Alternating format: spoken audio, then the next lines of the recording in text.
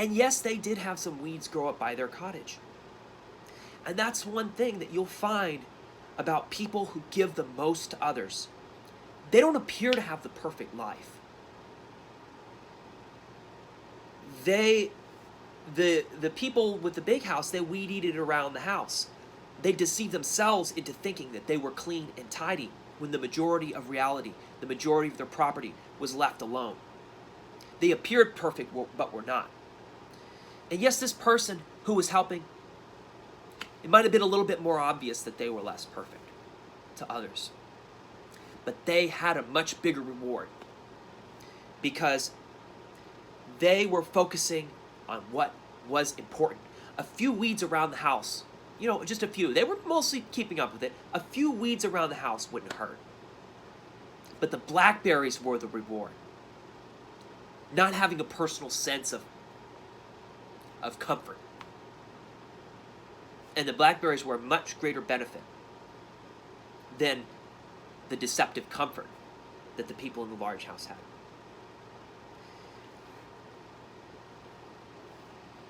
And then look at these problems that came from the property, the areas of the property that were not being maintained. The mice, the moles. The thing is, those mice become a problem for the people in the big house. They may push away reality. They may push away the outside world. They may try to block themselves and insulate themselves from the poor, from the sick, from the people who are being oppressed, from the people who are being mistreated, from the people who are saying, help me. My life is not fair. They may push those people away. But eventually, those people there are going to be problems that are going to happen. And those problems are going to eventually come back on them. Their property value is going to decrease because the moles are tearing it up and making it less fit for growing other plants, for walking, and the mice tearing apart their storage, their sheds, tearing apart, and even having to deal with pests in their house. The problems will always come back to you if you ignore your surroundings, if you ignore what's outside of your own personal sphere. Now, earlier I said that there's limits to changing reality. Even though all reality is our responsibility, we have to realize that we are individuals. We are individual people. And the renter, as I pointed out, they didn't mow the entire property. One person, you yourself can't fix reality. It's going to take more than just me, and it's going to take more than just you. And this renter realized their limits. They fixed what they could fix. And yes, they pushed themselves to the ultimate limit. They were sweating. They were dirty. They spent time, preparation, developed habits, learned about what they were doing. And yes, they pushed themselves to the limit, but they didn't go beyond the limit. They dealt with as big a sphere as they could without ruining their own lives. And you do have to take care of yourself. You have to know what your limits are. Do as much as you possibly can. Learn as much as you possibly can. Press as far as you possibly can. But realize you're not going to save the world, and that's okay. If there's still problems, even after you die, we'll look at that in a minute. And as I said, not only were they not afraid of the sweat, of the discomfort, of the mowing being difficult, when they actually began to help people, when they actually began to harvest the berries, the thorns cut their hands and arms, and they weren't afraid of pain. They weren't afraid of personal discomfort because of the goal. And also, they'd already worked that whole day before they went out to do the harvest. Once again, no excuse. They understood that discomfort is part of it. The reward is greater for those that are willing to suffer through pain and to have discomfort. The reward is greater. It's not even a trade-off. You end up way in the black, way in the positive. As long as you've controlled and made your sphere as big as possible without extending beyond it.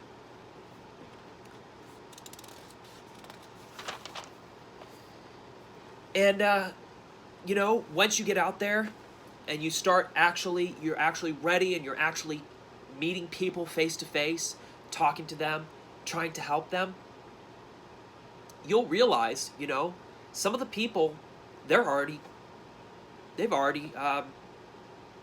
before you got there, they've suffered so greatly that they're dead or become mentally ill or so starved that they're going to immediately die or too sick, too far gone, and you can't help them at all. That's like the blackberries that have already fallen off. It won't help. I mean, some people you won't even be able to help them. But you know, the thing is, when they knocked the blackberries off, they were watching that too. That goes back to observation. You won't know who to help unless you are being observant, unless you are watching these people constantly to learn, okay, well, I can't harvest those ones.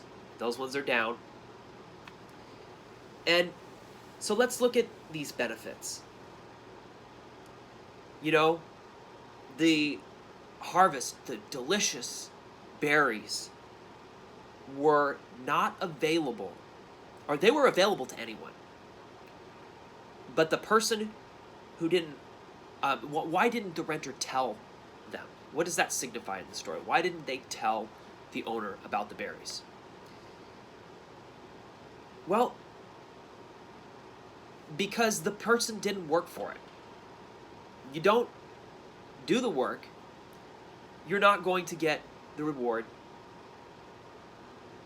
And just having possessions or paying somebody else to do it, you're not going to get the reward. Paying somebody else to help to help unjust treatment, to help the sick, to help the poor, you've got to participate. And, you know, once again, they used reality for personal gain. You know, they were focused on their immediate selves, like I said, and even when they did step outside of the house into the backyard, when they were only just a little bit away from these blackberries, these people who they could help, they just went to the fire pit, they just went to the hammock, they just went to the picnic tables. Things that pleased them. They used reality to please themselves. Reality was for a taking. It was for a, how can I surround myself with comfort? And they valued comfort too much. That's why they didn't get the delicious berries. I mean, even when they went out into reality and they tricked themselves into thinking that they knew what was going on around them, they were in a hammock. So they were just reclining. They weren't doing the work of it. And like I said before, I'll emphasize this, the owners were ungrateful. That's another characteristic here that's corollary to selfishness. They didn't see the value of the renter. They never appreciated the renter. They never appreciated other people. That renter didn't tell them, but they would have told him if they had felt appreciated. They would have let him in on the reward. They would have done all the work to prepare and still said, hey, since you appreciated all the work that I did to open the doors and get in to help, you can come right now. And you don't have to do any of the studying. You don't have to do any of the research. You don't have to create these habits. Just come and join me at the last minute and let's help these people. Get free of oppression. Get free of sickness and poverty. And you can join in at the last minute and get just as much of a reward. I mean, isn't that amazing? Isn't that a benefit? But they weren't grateful. They didn't appreciate the work that had gone into this. You've got to appreciate other people. You've got to appreciate everyone around you. And as I said, some of the berries had already fallen off. Some bugs got to them.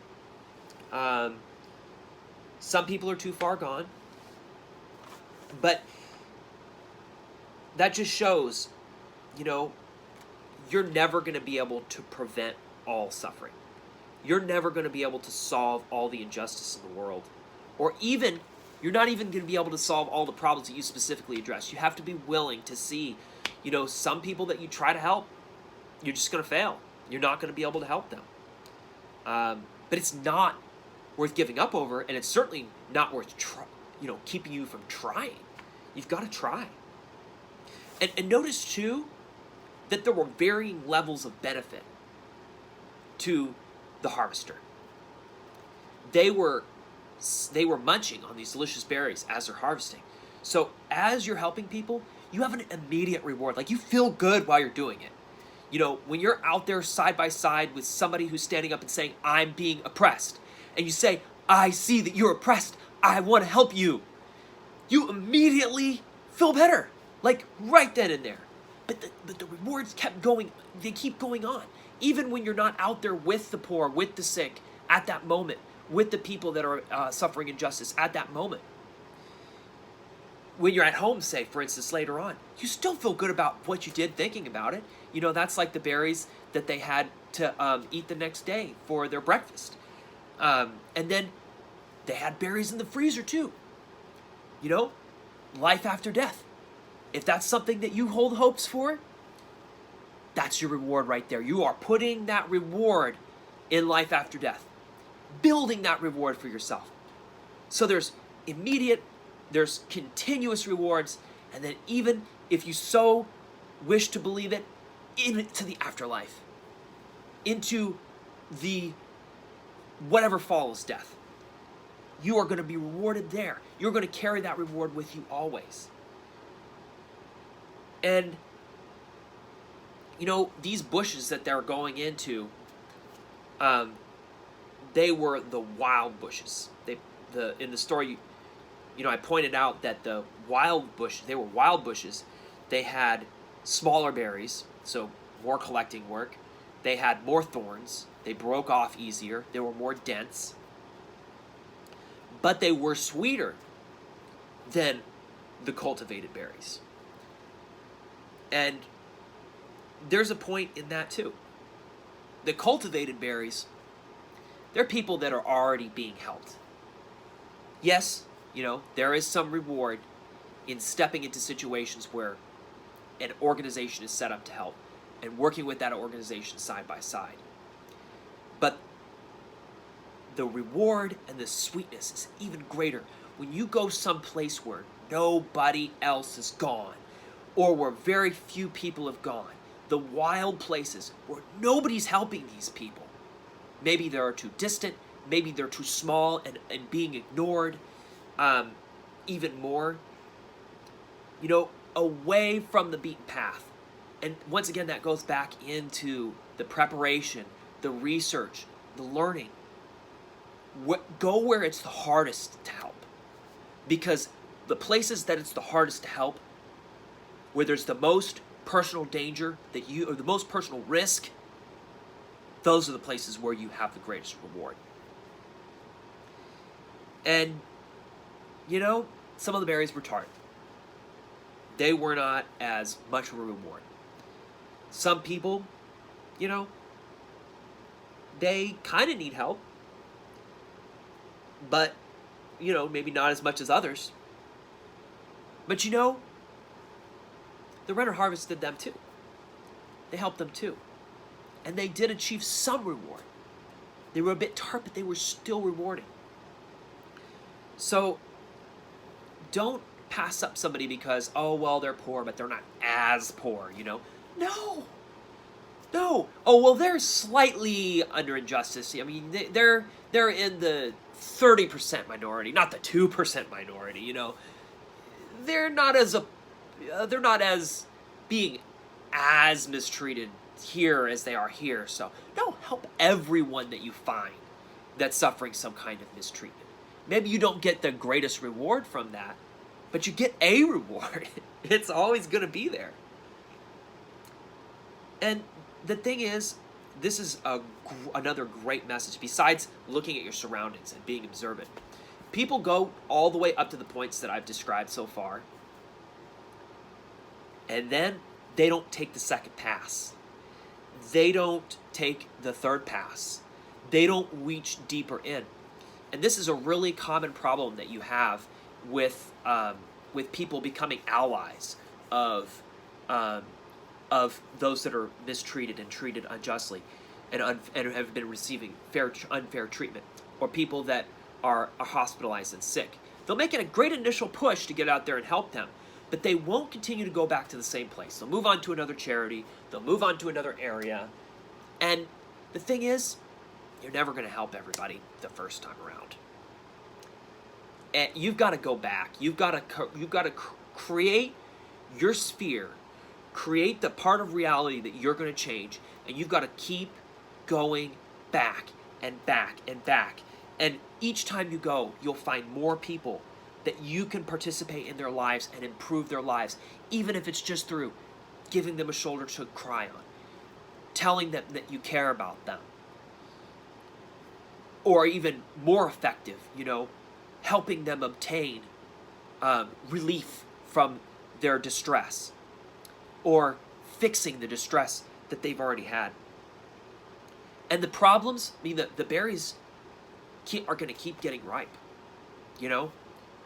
When the renter goes back in 3 days, there's going to be more ripe berries. 3 more days, there's going to be more ripe berries. You're getting the reward the whole time, and you're storing up more and more reward the more you do it.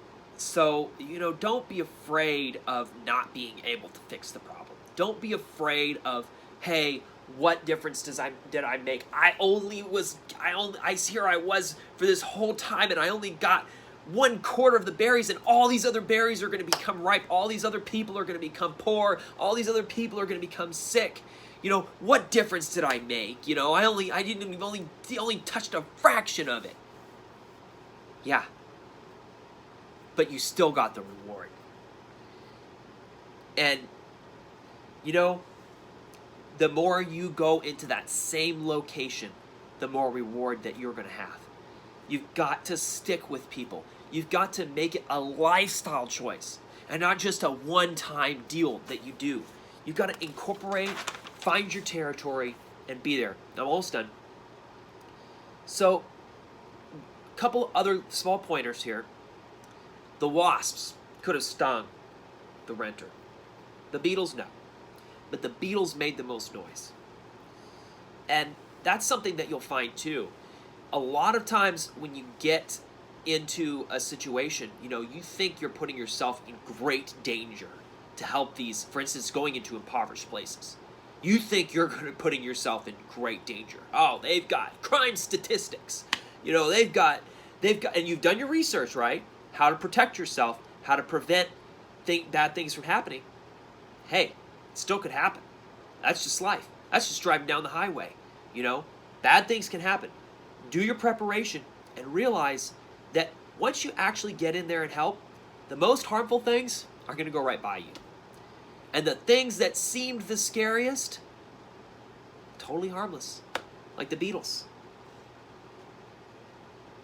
And yes, you are going to get scratched. When you try to help people, you're going to suffer as you're doing it, a direct result. But the thing is about scratches, they'll heal. We're resilient. And when the scratches heal, there'll still be berries in the freezer,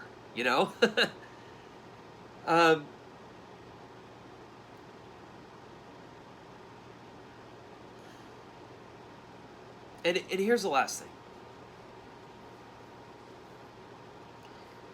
You will both run out of time for the helping people,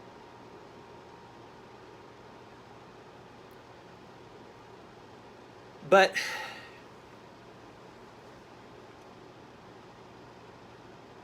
you will be able to go back. So You know, it never feels like enough. It never seems like enough. But there's always another day. And eventually the harvest will be over. You know, we're all going to pass away. So you got to get in there while you can. And in the end of the parable, you know, I expressed that I didn't think the owners of the big house would ever notice. They would never get the benefit of the berries, even though they were still available. Even at the last minute, even, you know, weeks down the road when the last berry is ripe, they can still go out there and at least eat one. But I don't think that they ever will.